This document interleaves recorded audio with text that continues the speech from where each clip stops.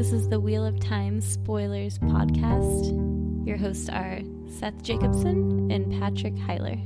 It's the first line of Chapter 4. The door of the inn banged shut behind the white-haired man. He spun around to glare at it. Lean, he would have been tall if not for the stoop in his shoulders, but he moved in a spry fashion that belied his apparent age. His cloak seemed a mass of patches, in odd shapes and sizes, fluttering with every breath of air, patches in 100 colors. It was really quite thick, Rand saw, despite what Master Alvear had said, with the patches merely sewn on like decorations.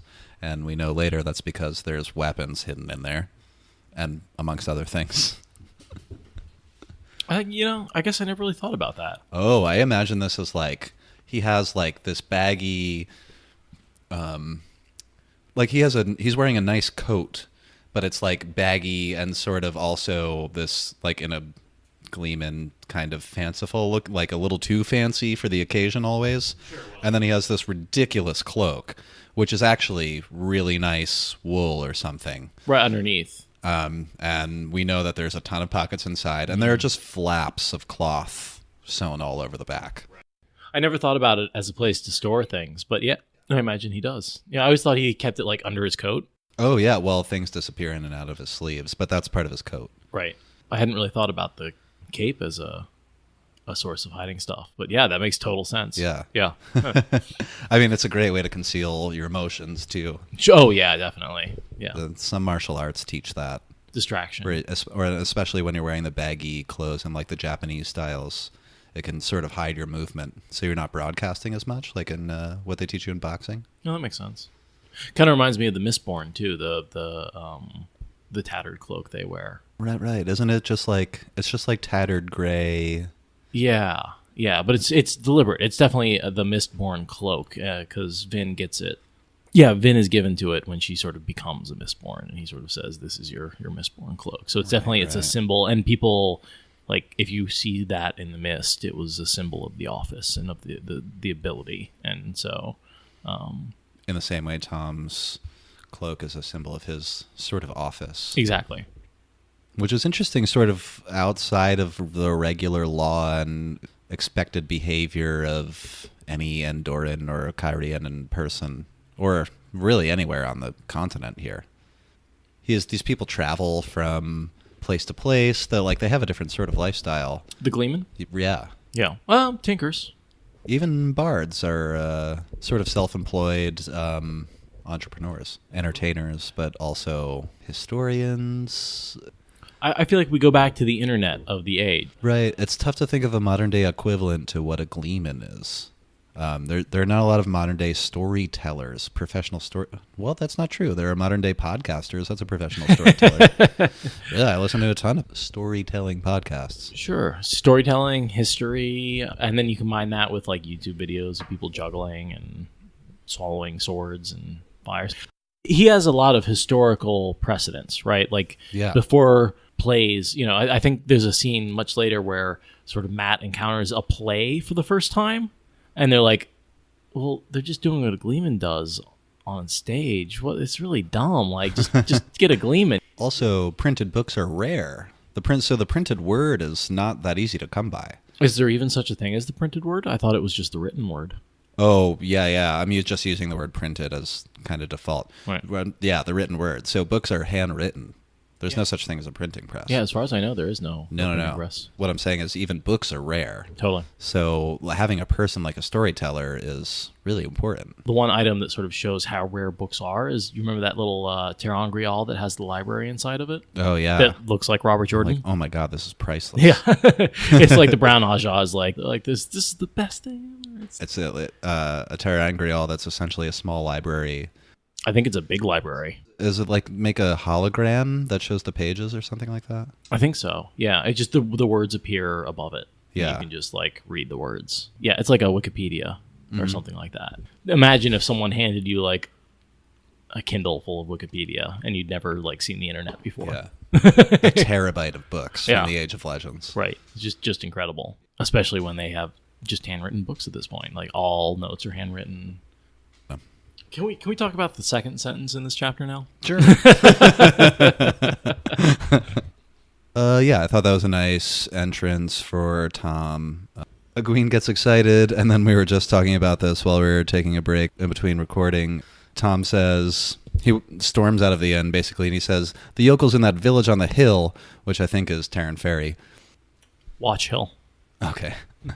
the folks on the hill, I would assume, is Watch Hill, because he's coming, if you look at the map, he crossed over the river at Terran Ferry, which is north. Oh, and then he gets to Watch Hill. And then he gets Watch Hill, which is south, and then Emmons Field is one south of that. So Emmons Field isn't the last place to receive news. It would actually be Devon Ride. It would be Devon Ride. Devon Ride's a little more... Because I don't think you can cross the White River south of Devon Ride. That just puts you into the Forest of Shadows. There's nothing down there.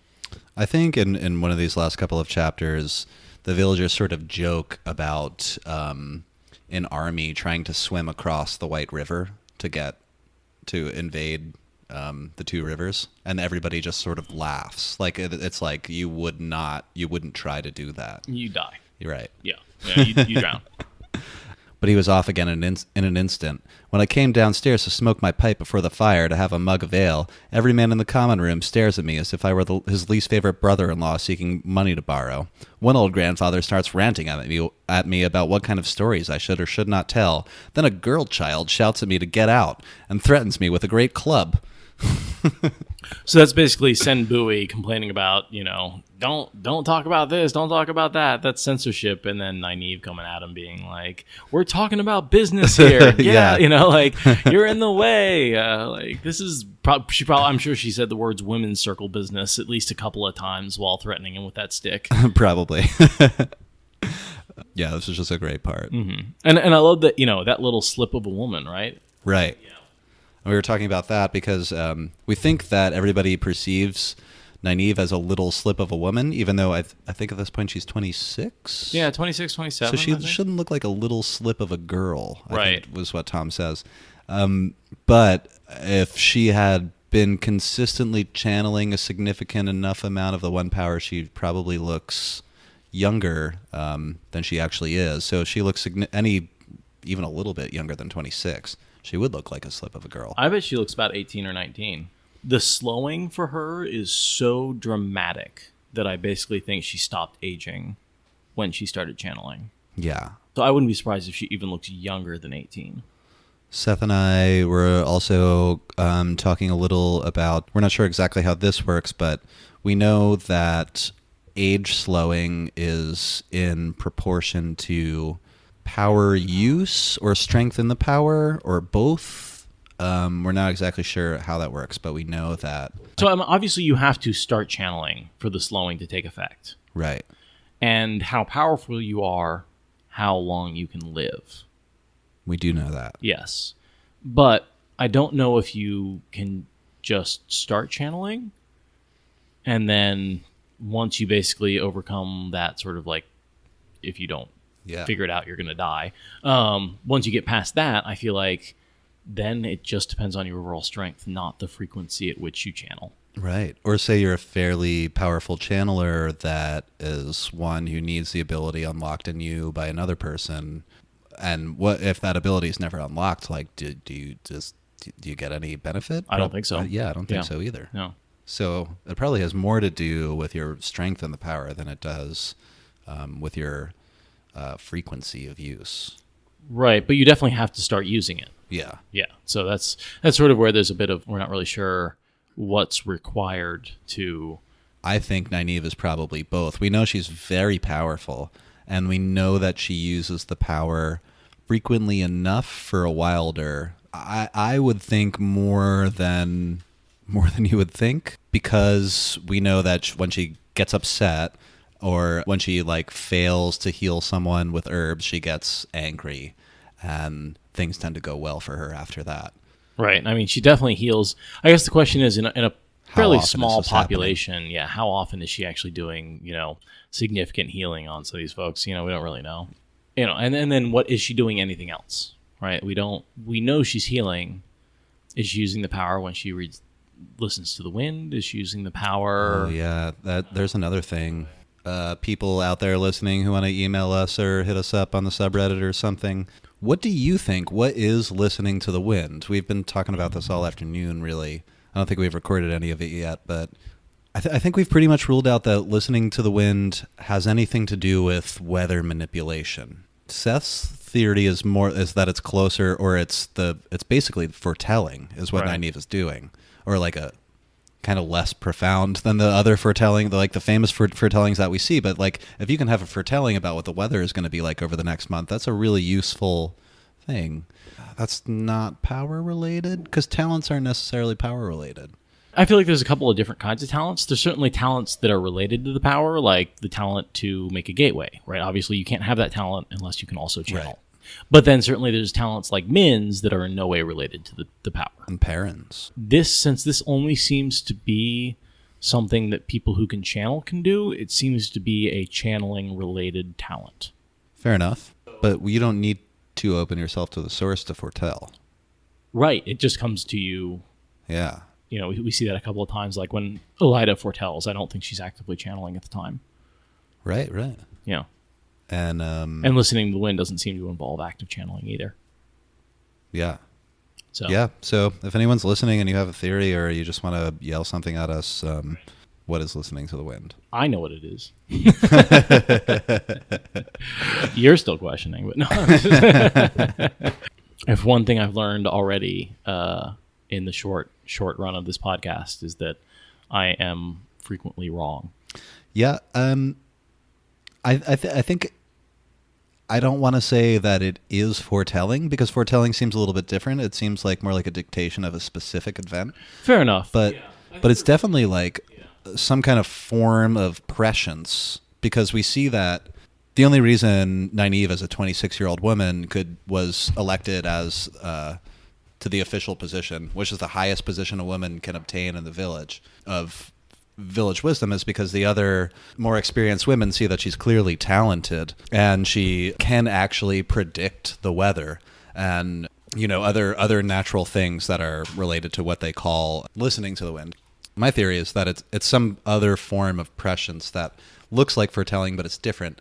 And because we see that at first she seems really good at predicting the weather, and then she becomes confused essentially, and she starts predicting weather patterns that don't happen, but then, you know, something explodes, for instance, or she says a storm is coming, then there's a sunny day and something awful happens. She starts seeing her feelings about the future in terms of weather, when she should actually be looking at it in terms of important events. I just had a thought. Maybe what she's feeling is emotion. Emotion. Okay. People's emotions in the future. That's possible. What she's foretelling isn't necessarily an event. I think we had a comment that someone was saying she was predicting emotions. I thought that was a clever idea. Yeah. I'm not really sure whether it's an event, whether it's people's emotions, whatever she's feeling is going to happen. Clearly, she's sensing something's going to happen in the future. This is a talent that I think we only see. We hear mention of it in the Two Rivers, and we know that Nynaeve continues to have this sense of listening to the wind. It's something that she can do, but we don't see any Aes Sedai who talk about listening to the wind. But I do think we see some kin. Do we? But that group is full of wilders, so yeah. I just wonder if this is some. It could be a talent that the White Tower doesn't know about and how to harness, because those things exist too, like the Wolf Brother talent. No, but I mean, Moiraine knows all about listening to the wind. She tells Nynaeve about it. She says it's pretty common. Oh, really? Yeah, that's one of the ways she knows she can channel, is that she can listen to the wind, and Moiraine knows what that is. Listening to the wind. This is on the Wheel of Time fan wiki. Under listening to the wind, in the list of talents, a term used in the Two Rivers for the skill of foretelling the weather and also predicting the abundancy of crops. While all wisdoms claim to have this skill, it is a manifestation of Saidar, and so only those wisdoms who, almost always unknowingly, have the ability to channel can actually listen to the wind. Nynaeve Almira has the talent that goes on another way. She can predict problems as if they were storms. See, that didn't give me any information that it didn't already have. Yeah. So right now we're still, Thom's coming in. He's giving a couple of rants. Yeah. I like that. Rand asks him if he knows anything about Aes Sedai, and he's like, nope, I know nothing because it's safer. Thom, he knows quite a bit, but Yeah. he's going to say he knows nothing, especially... I don't know nothing, and if the cop asks, my name is somebody else. Oh gosh, that's exactly. He's just That's exactly what because he's he's been involved. He knows their trouble. He knows they're no good. And so he wants to say he knows nothing about them. And of course, this is while he's talking to Rand. And he looks at Rand, and he goes, "You're an axe handle across the shoulders, and as tall as an Aielman." Yeah. Thom knows what an Aielman looks like. Very first thing Thom Merrilin ever says to Rand al'Thor is, "You're as tall as an Aielman." Yeah. And little does he know, or perhaps he does. I think he had does. that conversation before, that Rand is half Aielman. I think he looks at him and he's like, "Well, you're as tall as one. You got the red hair of one. You got the eyes of one. You're the only red-headed, blue-eyed boy in this entire village, and you're 4 or 5 inches taller than anyone. What's going on with this?" He has to stick out like a sore thumb. Yeah. And you got these worldly people, Thom and Moiraine, coming into town. It must be so obvious to them that he doesn't belong. The other thing that I thought was interesting is, Tam must know Rand is the son of an Aielman. Oh, yeah, he has to. He has to. But he's on the other side of the world from anyone who's ever seen an Aielman. Well, he's in this quiet space where he thinks no one will ever touch it. Yeah. No one will ever get there. No one who matters. That's something that occurred to me for the first time, that Tam loves his son even though he fought a war against the Aiel and killed many of them, I'm sure, and raised one of their children as his own. Yeah. Another reason why Tam is a badass. He doesn't harbor any resentment. I was seeing some of the other characters say, "Oh, it was black-eyed Aiel." Tam never says anything like that. No, he doesn't. Despite Tam fighting is a them. sensible man, and I think he knows that they're not only excellent warriors, but clever tacticians and cleverer people. Oh, sure. He respects them, of course. Yeah. But I can't help but assume that raising the child of an Aielman doesn't affect his prejudices a little bit. Oh, sure. At some point later, I think Rand is having a breakdown, and Lan finds out. Rand says something about how Tam isn't his real father, blah, blah, blah. He doesn't know who he is, and this and that. And Lan, in his typical Laconian style, says something like, "In the Borderlands, the man who raised you is your father."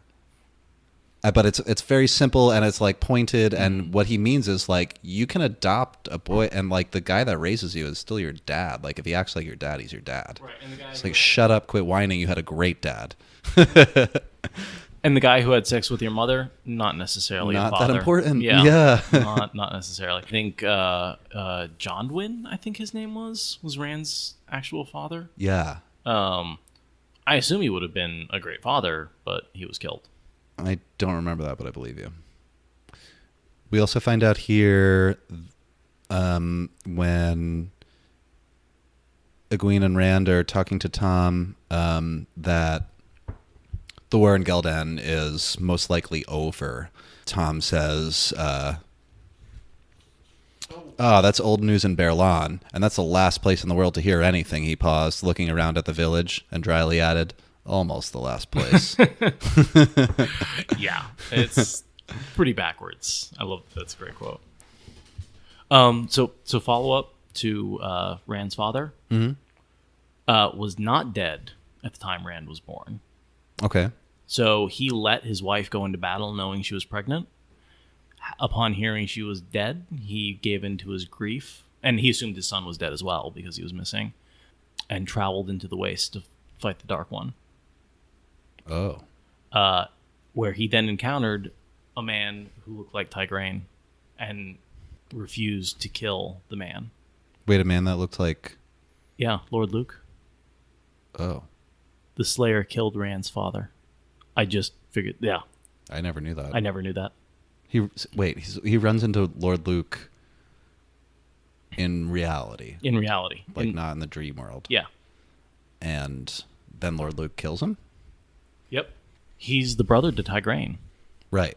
So basically, Jondwyn goes into the Waste, encounters this dude, and is like, "You look like my wife."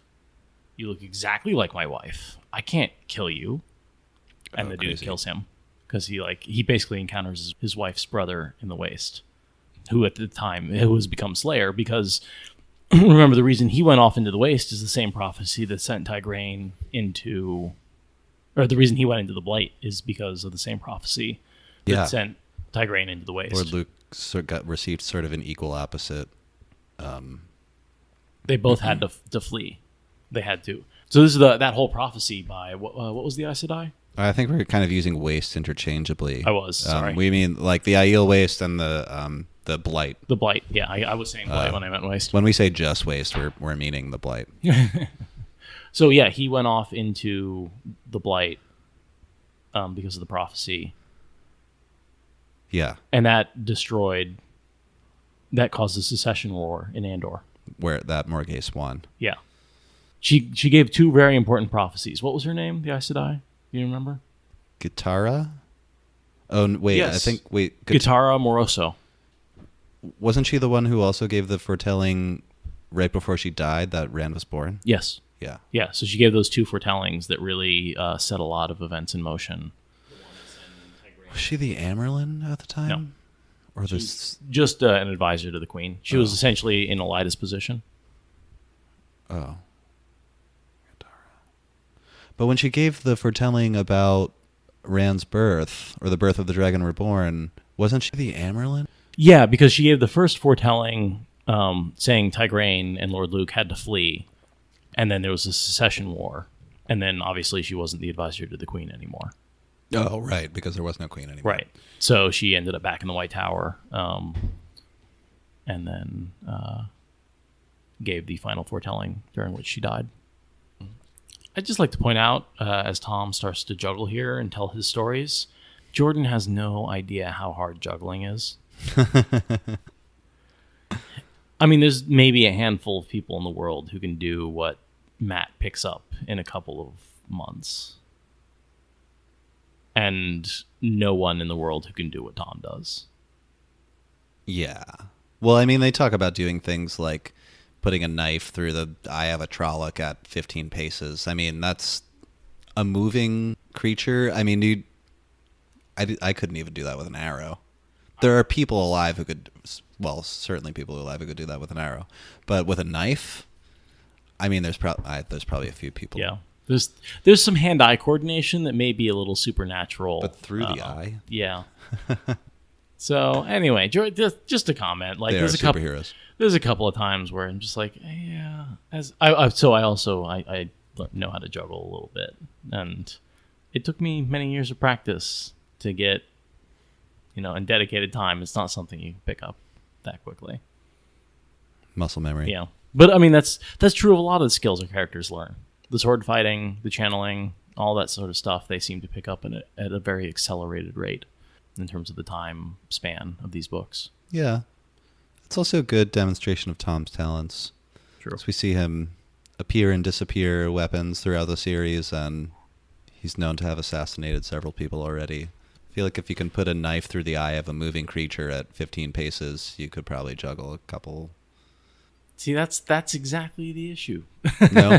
No. It's, yeah, I mean, the skills they're not really related, yeah. but... that's where I think Jordan is wrong. He just has this idea of like, hand-eye coordination. Well, he's creating a picture. I get it. He's giving them this, supreme talent, but that's one of the things that takes me out of the story is how quickly they pick up juggling. I don't know why. It's always bugged me ever since I was. Because I'll tell you why. Because I read these before I learned to juggle, and I thought it would be that easy. I'm like 6 balls, no problem. No. No. I can barely do 3. Yeah. And by barely, I mean like 1 out of 6 tries. I can get a couple of cycles, but that's it. Or the kids press Thom about more news because he seems to have more. And he says, I'm a Gleeman, not a newsmonger, and I make a point of never knowing anything about Aes Sedai. Much safer that way. That's what you were talking about a second ago. But the war, Matt said eagerly, only to be cut off by Master Merrilin. In wars, boy, fools kill other fools for foolish causes. It's a nice piece of Thom wisdom. And then we get just a ton of history sort of rattled off really, really quickly. Yeah, he lists a bunch of titles and like the gists of stories. He's like giving people a sort of preview of the show he'll probably put on for the festival. So I really see it. There's sort of two sections where he talks about a bunch of stories that are sort of from the Third Age. You know, Arthur Hawkwing, the Green Man, Warders, Trollocs, Aiel, a giant slayer. So we think there are giants beyond the Great Sea. If you go beyond Shara, they talk about giants with faces in their bellies a couple of times. Oh, yeah. Yeah. So I don't really know much about that and what they're supposed to be. And then there's How Susa Tamed Jane Farstrider, Mara and the Three Foolish Kings. Those all seem to be from the Third Age. Maybe even, certainly Jane Farstrider is still alive. And then Egwene asks about Len and Salia. Right. Who fly to the moon in an eagle made of flames. Yes. Which is sort of going beyond the Third Age and reaching back a little bit into our current age, because Len, we think, is John Glenn, who flew to the moon in the belly of an eagle made out of aluminum, which is shooting fire. Yeah, I mean, it's a pretty accurate description, actually. Salia, I think, is Sally Yates from the Challenger. Yeah. And then he brings up Mosk the Giant, which is Moscow, fighting Elsbeth, the Queen of All, which is Queen Elizabeth of England. And then Matrice, the Healer of Wonderful. World War I or something. Yeah, totally. And then I think just the Cold War. Yeah. And this is 1990, right? Like, Cold War had literally ended 2 years earlier, right? Like, that was still a big, big deal. And then you've got Matrice, the Healer of Wondrous Id. That's Mother Teresa of India.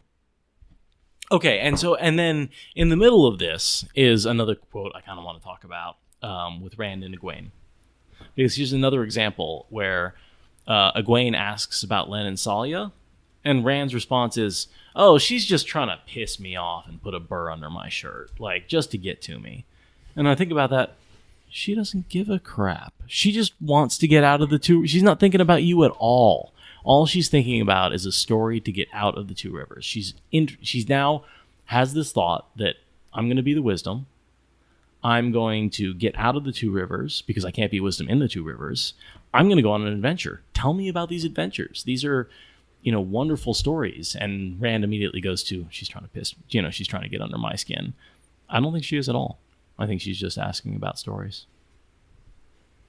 I think that was a conversation they might have had just before that, where Rand's like being a jerk about wanting to get out of the Two Rivers or rise to a high position. Right. He wants her to settle down and marry him and be a housewife. And she's like, no. And then he sees that as a response to his comment, but it's really not. It's her just really interested in what's going on outside the Two Rivers. I see what you're saying now. What a dumb thought he's having. Yeah. Because she's asking for stories about adventures, and he thinks she's trying to go for some adventure. She thinks she's trying to goad him about her going for an adventure. Yeah. Not even trying to go for the adventure. She's only asking that question to piss him off. That's what he thinks. I do like Tom's reaction to Egwene asking for those stories, though, where Tom says, "Old stories, those," Tom Merrilin said, and abruptly he was juggling 3 colored balls with each hand. Stories from the age before the Age of Legends, some say. Perhaps even older. I have all stories, mind you now. And he talks about a couple of ages in there, like when the Earth froze over, and I think we're not just talking about age 1 through 7. You're talking about many, many turnings of the wheel ago. Right. Yeah. It'd be old legends like legends that faded to myth, beyond biblical. We should probably keep our atheism out of the podcast. Wait, should we? I don't know. No. I don't think so. I think that's who we are. In the Wheel of Time universe, God is thought to be a gardener. He makes the world, and then he walks away. If one petal falls off a flower, well, the garden still looks good. I just get worried when he starts trimming back the bushes. Are we moving into a different analogy? Not intentionally. So he talks a little bit more. He mentions a few more historical facts. He talks about the breaking, the time of madness, the War of 100 Years. We get sort of a list of names of things that we get some more context for earlier. And these are things that we talked an awful lot about on a couple of previous episodes. Yeah. So I don't think we need to go into too much detail other than to say, he sort of brings up that span of time, and he's talking about everything. This whole chapter gives us sort of a framework for the history of the world. Yeah. Here's like the whole reason why we wanted to do this podcast. The first time you read this book, all these like 3 paragraphs here are meaningless. They're just names of stories. They don't mean anything. Yeah. But once you look back with all the context of the entire series, you can see that we're actually talking about events that happened in our world And to our characters. Right. Yeah. Love it. Unnoticed by Rand, Moiraine had joined the listeners. Lan was at her shoulder, though he had to look twice to see the man. For a moment, Thom looked at Moiraine sideways, his face and body still except for making the balls disappear into his capacious coat sleeves. Then he bowed to her, holding his cloak wide. Your pardon, but you're surely not from this district. Moiraine walks in, Thom looks at her, and shuts down. Immediately.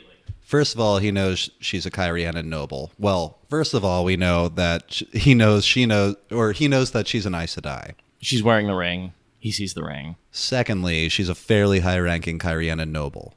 She's in the formal dress with the stripes. Right. And despite everything else, Thom, even as a Master Bard, which is a fairly high-ranking position, even in Society of the Monarchies, or these related monarchies, she is well above him, like way above his station. Well, I mean, Aes Sedai are above everybody. Right. Yeah. Kings and queens included. Yeah. Lovers of kings and queens included. So he says, your pardon, but you're surely not from this district. Lady, Ewan hissed. Ewan Finnegar. The lady, Moiraine. Thom blinked, then bowed again more deeply. He's just playing into this. He knows exactly what she is. He knows her station. Yeah. I mean, he turns to her and says, your pardon, but surely you're not from this district. That's him saying, wait, you're Aes Sedai. What are you doing here? And then Ewan corrects her. Yeah. And Thom deduces that she's been telling everyone this, or this is what everyone thinks, or what Sure. they've been led to believe. Right, yeah. They've been led to believe that she's a lady, which she is, of course. What just Lady Moiraine is well below what her station would be. That's about the lowest station she could claim, Right. legitimately. Thom blinked, then bowed again more deeply. Your pardon again, lady. I meant no disrespect. Moiraine made a small waving gesture. None was perceived, Master Bard. Should probably stop right there. Yeah. At no point has there been any indication that Thom is a bard. That's a different position than Gleeman. Very Gleeman different. is like a traveling kind of riffraff storytelling character with like the lowest form of bard, basically. A traveling musician, yeah. Bard is like what you would graduate to at the highest level of this. And as a master bard, that sentence makes me think that she knows exactly who Thom is. There would only be a handful of master bards probably in existence. And his mustaches aren't exactly subtle.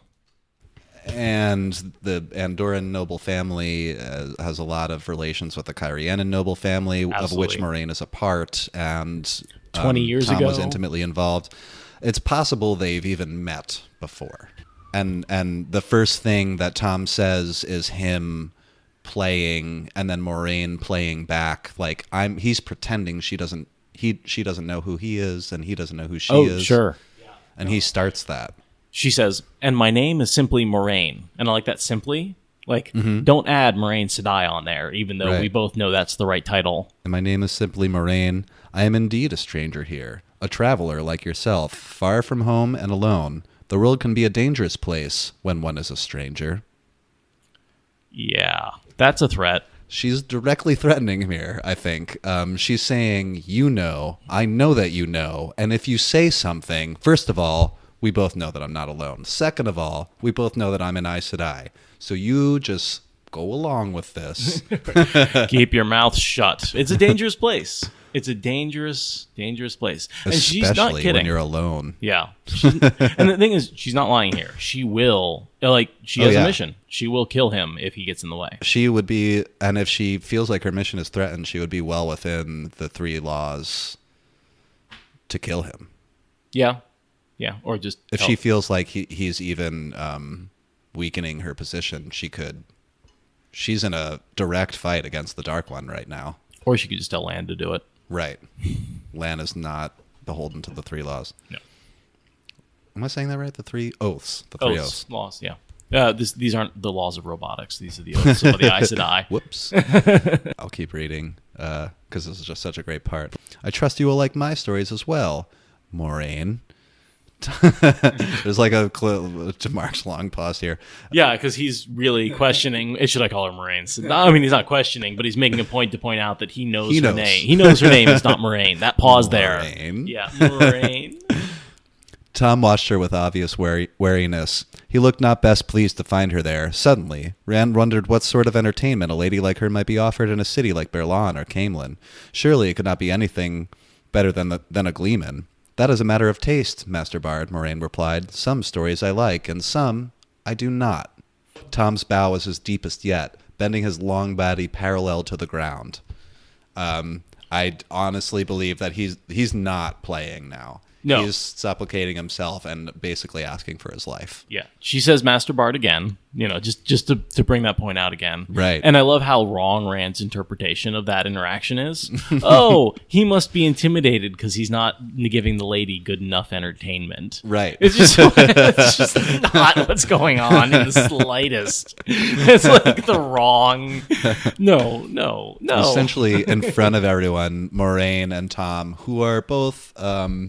masters of the game of houses, are having a private conversation in public right now. Oh yeah, this is really the first example of like in-depth game of houses that you get. This is really, there's two conversations going on at once. The one that everyone else sees and the one that's actually happening. And we see Thom talking about this later. And he alludes even that like we're seeing 2 or 3 different stories happening here, and Thom alludes that like the better you are at this, the deeper and deeper you can get. So things can have more and more meaning the more skilled you are at this game, they call it. Moiraine, as a high-ranking Kyrianan noble, would probably have been trained. She would have had tutors to teach her this. Oh yeah, and Tom's a master. Yeah, whether he learned on the job or not. I think he came out of nowhere. Yeah, he was just a smart dude. Yeah. Sort of his last statement to her: I assure you, none of my stories will displease. All will please and entertain. And you do me too much honor. I am a simple Gleeman, that and nothing more. So here's him saying, all my stories are going to please you. Basically, what comes out of my mouth will not be the wrong thing. Exactly. That's what he's saying. He's saying, okay, you're Moiraine. I'm not going to let him know your Aes Sedai. I'm not going to tell him any of your secrets that I know. Also, please don't tell anyone who I am. You do me too much honor. Yeah. I'm not a Master Bard. Don't tell them I'm a Master Bard. Please. Please don't tell anyone where I am. Yeah. Because he's on the run right now. Oh, totally. Yeah. I'm a simple Gleeman, not a Master Bard. A simple Gleeman. And I'll say you're a lady. You say I'm a Gleeman. Deal? and then he hightails it out of there as fast as he possibly can. The only reason he took this job is to get to the far reaches of Andor, out of the sight of the eyes and ears, which is a concept we see later, but the eyes and ears of Morghese and Elaida. That's a good point. He really should not be in Andor. He's not. I mean, technically, Morghese claims the 2 rivers as part of her territory, or part of the territory of Andor, but there's a story that I think we see a couple books from now where who shows up? Somebody shows up in the 2 rivers, and... there's a conversation that happens where basically a story is told where some Andoran noble sends a tax collector to the 2 rivers, and they take his horse and send him walking home or something ridiculous. It's some crazy story that actually happened where they send some knights to collect money and they just run them out of town. They're like, no, we're not a part of your kingdom. And it's referenced a few times, we haven't seen a tax collector here in 4 generations. And when the last time he showed up, we chased him out of here. Right. I know Morghese, when she talks to Rand, because he says he's from the 2 rivers, and she is the one who brings up the fact that they probably don't even know that they're part of her kingdom. Oh, yeah. Maybe it's Morghese that says that. Actually. Absolutely. Yeah, I think so. She says your region of Andor hasn't seen a tax collector in this many generations, and Rand's like, we're a region of Andor, and she's like, yeah. She's like, She's very practical. Yeah, I think Elida takes offense at that more than she does. Yeah. Well, I mean, I think if you asked any of these villagers standing around right now, none of them would even know. No, that they don't. Part of Andor. No. Yeah, I mean, maybe like some of the village elders might be aware that like. As far as they're concerned, they're an independent, essentially nation state. Yeah, the Two Rivers is the Two Rivers, and there's nothing else. It's a loose amalgam of 4 towns. Yeah. And they stand on their own. Mm-hmm. And we see that when they get invaded, when they get attacked, they stand on their own. They help each other out. Things are real bad, but as a group, they stand on their own. Hey, what's next? Eat fire, Matt shouted. I want to see you eat fire. The harp, a voice cried from the crowd. Play the harp. Someone else called for the flute. He walks off. He's out of there. That Matt starts yelling at him right away. Does not care what's happening. No. Eat fire. Do something. Poke, poke, poke. Shortly thereafter, we get another Matt quote where he's like, battles interest me. Yeah, I wrote that down. Yeah, I bet they do, buddy. Tam responds, battles don't interest me, Matrim. The only one who's actually been in a battle in that right. town. He's like, yeah, you don't. Basically, the only people who are interested in fighting a battle are people who haven't. That's sort of interesting. This is just occurring to me. Something that Matt says a lot later. He's like, I'm not interested in getting a hole poked through me. I'm interested in looking for ways to not have a hole poked through me. Yeah, he's always trying to avoid battle. Always. Yeah. But which is, I mean, key to being a good strategist. Right.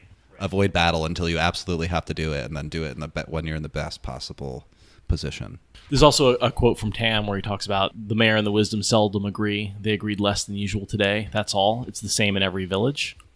Rand sort of internalizes that a little bit when he becomes more of a king, and sort of the politics of the nations. He sort of applies the politics of a small town to the politics of the nation. Yeah. And I think that's... Rand's well-meaning, but he's never a good politician.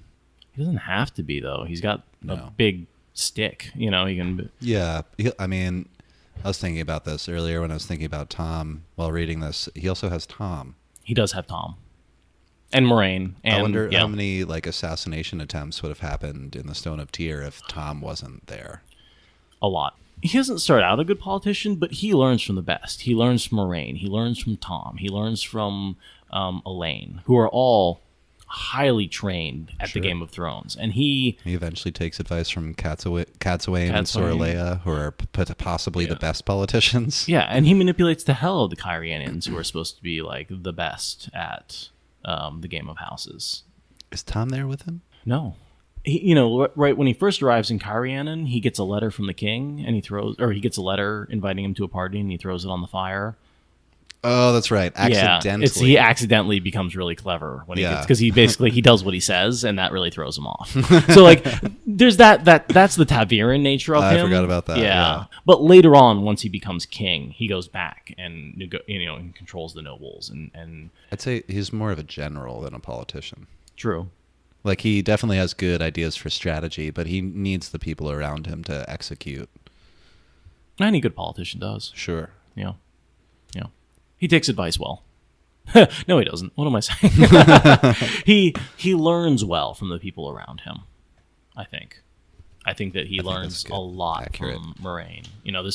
There's some chunks of time that pass, especially in the Great Hunt, between the Eye of the World and the Great Hunt.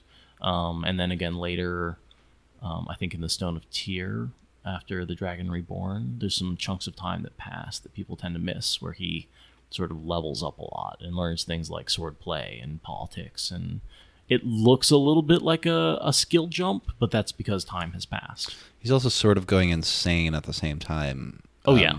When he's getting great in personal combat and becoming a better tactician and a better general, and yeah, like you said, leveling up. He's practicing the sword every day for a really long time. And then he calls it the Aiel method of fighting with hand and foot, but it's basically some kind of martial arts. Right. Yeah. Wrestling or... Because the Aiel are basically ninjas. Yeah.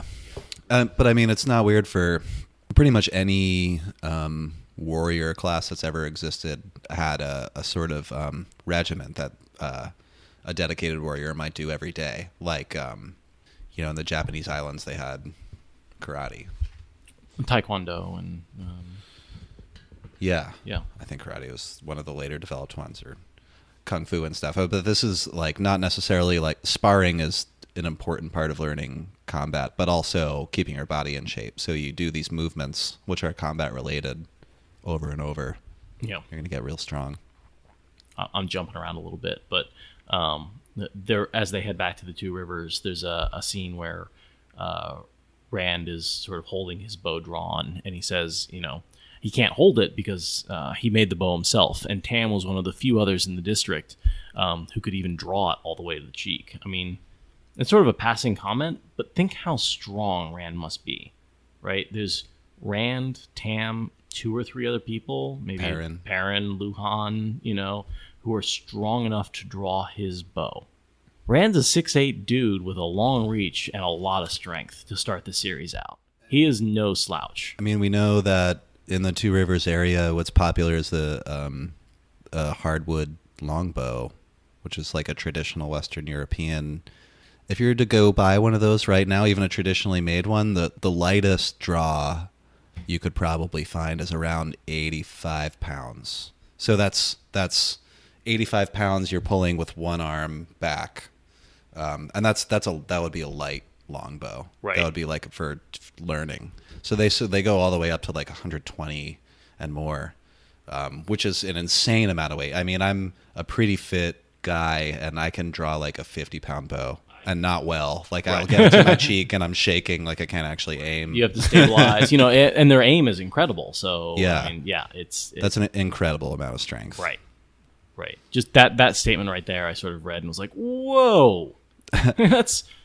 I was kind of wondering earlier also if it had anything to do with his size alone, because I was talking about this guy when we were talking about Rand's size, like the only guy I've ever met who was like around that size. And we would actually go shooting together sometimes, like when we were like in our teens and 20s.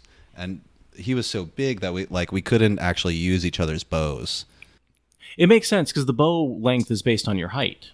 And it's also based on like your one extended arm to where your cheek is. So if your arms are much longer than that, you need a different bow. You can't just continue to. That makes total sense. Yeah, because your wingspan is directly related to your height. It's supposed to be made roughly for your body. Right. Because just no one else is that big. No one else will be able to draw the bow. Yeah. Or shoot it properly, except for a very strong, Yeah, no, and I think we get a great example of that when Rand takes on the Grolm later in the Portal World. Oh, yeah. Yeah, I think he uses the bow extremely effectively there. He kills one. Doesn't he kill kills a pack of Grolm, but doesn't he kill a twisted one? A Shadow Wolf? What am I saying? A Darkhound? Yes. I think he definitely puts a couple arrows into one. Oh, I think he does. Doesn't he drop one with it? That's right, because the whole party gets attacked, and he puts an arrow through a Darkhound, and like through its eye. Yeah, it drops. I think that they all come back. Like they do a big battle, they cut them all up, and then they flow and like I forget come back. how you kill a Darkhound. Balefire. I mean, that's it. Basically. Regular fire? Maybe. I don't know. Yeah, I mean, I forget. Balefire is the only way I think we actually see Darkhounds being and then I guess in the final battle, the Shades of the Wolves do take out the Darkhounds, but they're obviously supernatural as well, because they're called by the horn. Yeah. So okay, so I jumped ahead a little bit and started talking about the bow on the road home, but why are they on the road home? Right. The original idea was to, and I think this is what they usually do. Tam and Rand come in the day before. They do their little bit of trading and exchanges and visiting, and then they stay the night, and the following day they wake up in town and enjoy the festival. But tonight they're heading home. Mm-hmm. And I think there's a couple of reasons they could be doing that. Later we do see Tam say, there's that dude hanging around, and I'm worried about him getting into the farm, so I want to head back. I think he may also know that there's an Aes Sedai in town, and he wants to be away from her. But that maybe I didn't find much evidence for that. That was just a thought I had while I was reading this, because I can't imagine Tam doesn't recognize an Aes Sedai. He's well traveled enough. She's wearing the ring. He knows what He knows what she is. he would have been at least exposed to the Aes Sedai advisor to the King of Ilion. Probably. He was one of the King of Ilion's. He would have been used as a bodyguard sometimes. Yeah, he was one of the companions. Right. Yeah. So I can't imagine he doesn't know she's Aes Sedai, and I wonder if one of the reasons he's leaving is he does not want to be in the same town overnight with her. I don't think he really wants people to know much about his past. No. Tam has a lot going on in his head, and we don't really get to learn too much about how he thinks. I mean, that's not true. Or why he makes the decision he makes, especially at this phase, because we're really seeing Tam through the eyes of Rand as a child. Right. And he doesn't explain every decision he makes. Sometimes he does, but also sometimes he gives half answers. Like when Rand says, "Where did you get a sword?" And he says, like, "I bought it and the price was too high."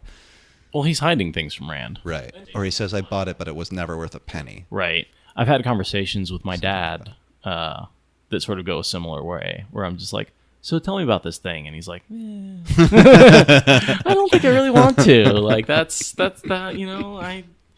We don't all do things that we're proud of, right? And we certainly don't want to tell our children about them. I think he very much wants Rand to have this nice, simple life. Yeah, he wants Rand to be raised as a simple farm boy, and he is not a fan of war. He is not a fan of battles, and he wants to keep his son out of that. Yeah, and he's an intelligent, thoughtful person who's deeper than you think at first. Here's that quote I was talking about. "People don't always think or behave in a way you might believe they would. Those folk back there, let the hail beat their crops into the mud, and the wind take off every roof in the district, and the wolves kill half their livestock, and they'll roll up their sleeves and start from scratch. They'll grumble, but they won't waste any time. But you give them just the thought of Aes Sedai or a false dragon in Gildan, and soon enough they'll start thinking that Gildan is not that far the other side of the Forest of Shadows. So Bran gave them the idea before they could get it for themselves. They've seen the council take the problem under their consideration, and by now they'll be hearing what we decided." He goes on, but he's clearly a deep, thoughtful person. Yeah, and I think the mayor depends on him. Yeah. Clearly. Him and Abel Cawthon. Yeah, and I mean, Bran is an intelligent enough man himself to see that he needs Tam to help him keep this shit together. Oh, sure. Yeah. Yeah, I mean, he does a lot as mayor, and I saw that he rents out his horses. Basically, he rents out the truck when the car, people's cars aren't big enough. He's got the biggest horses in his barn, and he's got like a 6 Clydesdales, basically. Big horse team. He loans people money and food, and he's sort of the central hub of the town, and he's the mayor. Alvir does a lot. And so I think he relies on intelligent counsel of the farmers, but the farmers aren't always in town. They're out on their farms. Right. So he has to make the decisions sometimes. But he has the village council to back him up, the elected village council. Abel Cawthon, that's Matt's father? Yeah. Abel. Yeah, he's an important man as well. We don't see him much in these couple of books, but we find out later that he's a successful horse trader and farmer. He's probably a reasonably wealthy man. I mean, at least in a relative sense to the rest of the village. For the town. Yeah. I assume he's one of the more wealthy. Matt is constantly referencing all the cows that his dad owns that he has to milk every day. Yeah. And he hates it. But I mean, that's a real sign of wealth. If this is a chore he has to do every single day, milk these cows, that's a form of wealth in a place like this. Yeah, I mean, all cows need to be milked every day. Yeah, but I mean, how many is it that it's that awful? Right. I'm imagining he's doing it for all morning, every day of his life. Sure. Just gallons and gallons and gallons. And there's a quote here where he's complaining about it. And he's like, "Well, I do milk them every day too." And it's like, again, look at what Matt says versus what he does. He complains, but he milks them every single day, and he doesn't miss it. He gets the job done. That's Matt. He complains about it, but he gets the job done. That's me. Maybe that's why I like Matt so much. Yeah, except for the getting it done part. Okay. Okay. All right. So we're coming to the end of this episode, whether we want to or not. The only final point I wanted to add in there is the comment about the other boys, the Fade encounters. Tam talks about he lists the other boys here at the end, and so you get the idea that he was looking for them around the same age. Yeah. I was about to look it up. It doesn't matter exactly what their names are. Yeah. But he lists about half a dozen boys who, after Tam talked to the village council, they all talk about these different reports from the boys about this stranger wandering around on horseback. And this report, it turns out, had come not just from Rand and Perrin, and Matt's story is sort of discounted, but also from 3 other, what does Tam describe them as, like solid lads, each of them. It says, when Errol Luhan mentioned Perrin jumping at shadows, it all came out. John Thane's oldest saw him, too, and so did Samuel Crosboy, Bandry. Well, when 4 of you start to say you've seen a thing, solid lads all, we start thinking maybe it's there, whether we can see it or not. There were 5. He's not including Matt. No. Did you notice that? I did. 4 solid lads and Matt is what I was going to say next. Yeah. Matt's sport might be worse than none at all. Matt, Perrin, those other 2 boys, that's 4 solid lads. Well, you named 5. Yeah, that was a good little subtlety in there I wanted to point out. And those are just the boys around the same age. But clearly the other 2 boys, I don't even think we get Samuel Crawls or John Thane's oldest boy. We don't get his name. Maybe later. We meet a lot more 2 Rivers characters, but not at this point in the series. Right. But I know that John Thane is the miller. Oh, right. He's part of the village council, I think. Yeah. Read the last 2 sentences of this chapter. Tam and he were just as alone on the Korai Road as they had been that morning, but in some way he felt as if the entire village were with them. This is with the knowledge that, like, he has the town's support about this Black Rider situation. That others knew and believed made all the difference. There was nothing the Black Cloaked Horseman could do that the people of Emond's Field could not handle together. Enter chapter 5. Yeah, and we'll see what he can do. We'll see if the people of Emond's Field can handle it. Yeah. All right. See you guys next time. Chapter 5. Later, kids. Keep reading.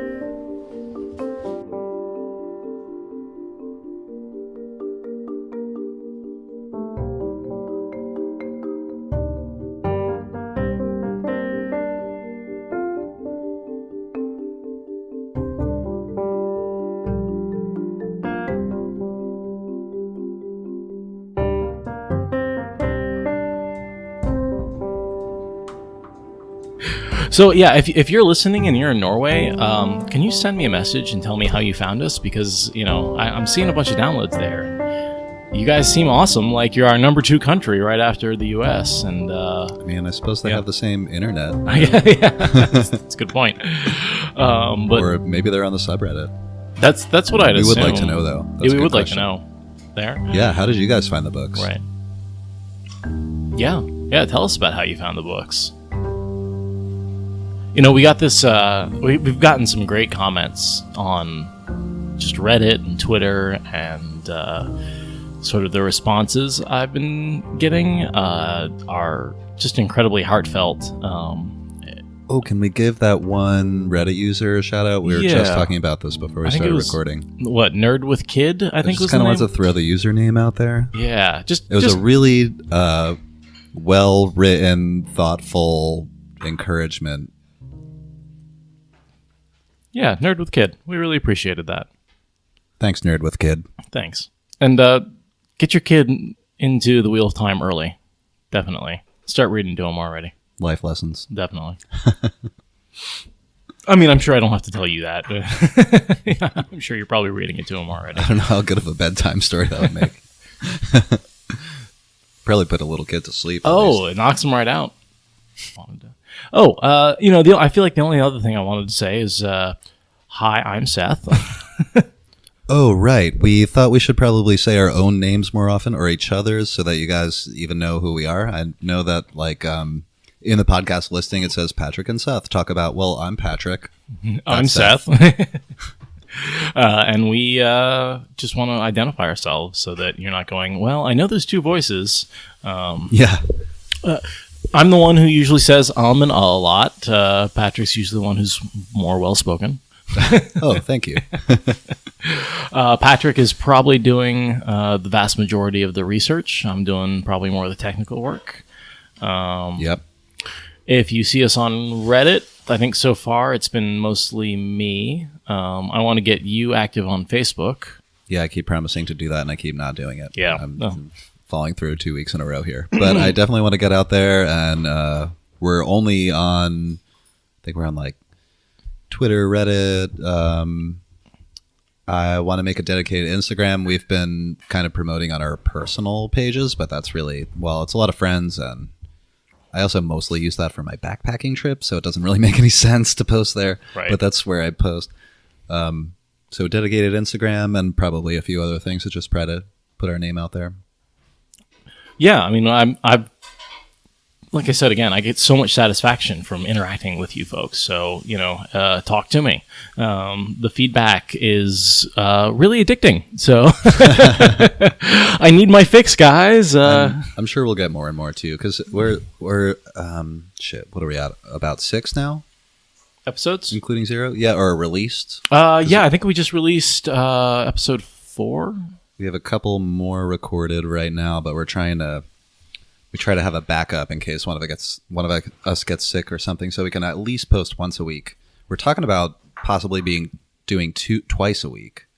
We did that this week just now. Yeah, we sort of made the last minute executive decision before recording, which was me going, "Hey Patrick, you want to publish it now?" And Patrick said yes. So yeah, sure. Yeah, sure. That was that's how meetings go in this company. We have extra content. So yeah, we're definitely thinking about just bumping up to 2 episodes a week, and let us know if that you'd be interested in that, because they may be just a little bit shorter, but as we cover each individual chapter, I think they're we're spending half an hour, 45 minutes about on each one. Yeah. And so that's maybe not our full hour-long podcast that we did on some of the history, but if we put these are single chapters so far. We were also just talking about whether we should do like 1 or 2 per. I feel like we're just going to do it by the flow of. For instance, we were just talking about doing 3 and 4 today, right? Or do we want to release them as singles? As shorter singles, or one long one? I'd like to release them as shorter singles. Let us know what you think. More consumable. A half an hour is more consumable. Yeah. Than an hour and 15. And I really like matching the episodes up with the chapters. It'll mean more episodes more often, but probably the amount of content is going to be the same. It's just how we release it. Right. Yeah. So we can just glue them together, the recordings, and release it that way. Right, or cut them apart. Mm-hmm. So that'll depend. Hey, we're still getting our feet here. We're trying to figure out our schedules and when we get together, and it's cool. We're on like our 5th, 6th episode, and just trying to figure it out. Right.